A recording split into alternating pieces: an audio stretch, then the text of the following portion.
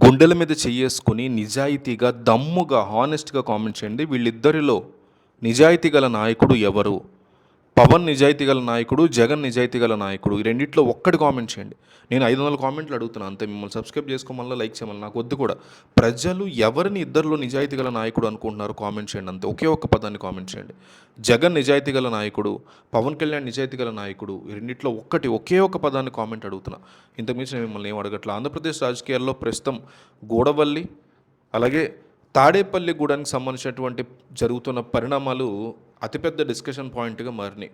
ముఖ్యంగా జనసేన పార్టీకి కోలుకోలేని దెబ్బ తగులుతోందంటోంది వైసీపీ అనుకూల మీడియా.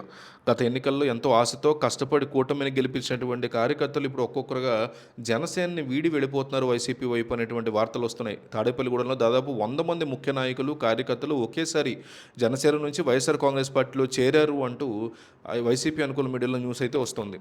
సాధారణంగా ప్రతిపక్షంలో ఉన్నవారు అధికార పార్టీలోకి వెళ్ళిపోతూ ఉంటారు. కానీ ఇక్కడ రివర్స్లో అధికారంలో భాగస్వామిగా ఉన్న జనసేన నుంచే వలసలు పెరుగుతున్నాయి, అది కూడా వైసీపీకి పెరుగుతున్నాయి అంటోంది వైసీపీ అభిమానులు.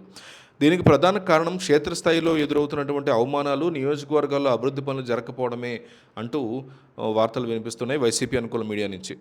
కూటమి ప్రభుత్వం అధికారంలోకి వచ్చి 2 ఏళ్ళు అవుతున్నా సామాన్య ప్రజలకు ఉపయోగపడేటువంటి పనులు ఏమీ చేయట్లేదు అని వైసీపీ యొక్క ఆరోపణ.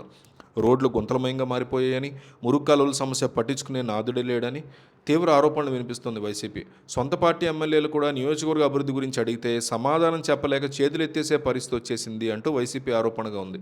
అధికారంలో ఉన్నా కూడా తమ మాట చెల్లట్లేదని, అంతా తెలుగుదేశం నాయకుల ఇష్టారాజ్యంగా నడుస్తోంది అనేటువంటి ఫీలింగ్ జనసేన కార్యకర్తల్లో లోలోపల ఉంది అనేటువంటి వార్తలు, ఆరోపణలు వినిపిస్తోంది వైసీపీ. ప్రజల దగ్గరికి వెళ్తే ఏం చెప్పాలో తెలియక, తమ ఆత్మగౌరవాన్ని పడంగా పెట్టలేక చాలామంది పార్టీని వీడుతున్నారనేది ఆరోపణగా ఉంది. పార్టీ కోసం రక్తం దారపోసిన తమని కాదని పక్క పార్టీల పెత్తనం కింద నలిగిపోవడం కంటే పాత పార్టీల్లోకి వెళ్ళడమే మేలు అని వారు భావిస్తున్న పరిస్థితి ఉంది. ప్రజాప్రతినిధులు, కార్యకర్తలు అసంతృప్తి ప్రజల సమస్యల కంటే రాజకీయ స్వలాభాలకే ప్రాధాన్యత పెరిగిపోవడం అసలు సిద్ధాంతాలకి తిలోదకాలు ఇచ్చే పరిస్థితి ఉంది అంటున్నారు. పవన్ కళ్యాణ్ ప్రభుత్వం విషయంలో చూపిస్తున్నటువంటి మౌనం కార్యకర్తలకి శాపంగా మారింది అంటున్నారు. తమకు ఏదైనా అన్యాయం జరిగినప్పుడు ప్రశ్నించేటువంటి గొంతుక లేకపోవడం వారిని తీవ్రంగా బాధిస్తోంది అంటున్నారు.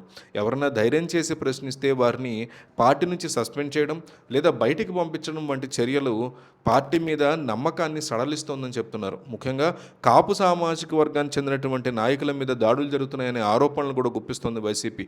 వాళ్ళని అవమానిస్తున్నారనేటువంటి ఆరోపణ కూడా వైసీపీ వైపు నుంచి వినిపిస్తుంది. తాము కష్టపడి తెచ్చుకున్నటువంటి విజయం తమకే ఉపయోగపడినప్పుడు ఆ పార్టీలో ఉండడం వల్ల ప్రయోజనం లేదు అని వారు నిర్ణయించుకున్నారంటుంది వైసీపీ అనుకూల మీడియా.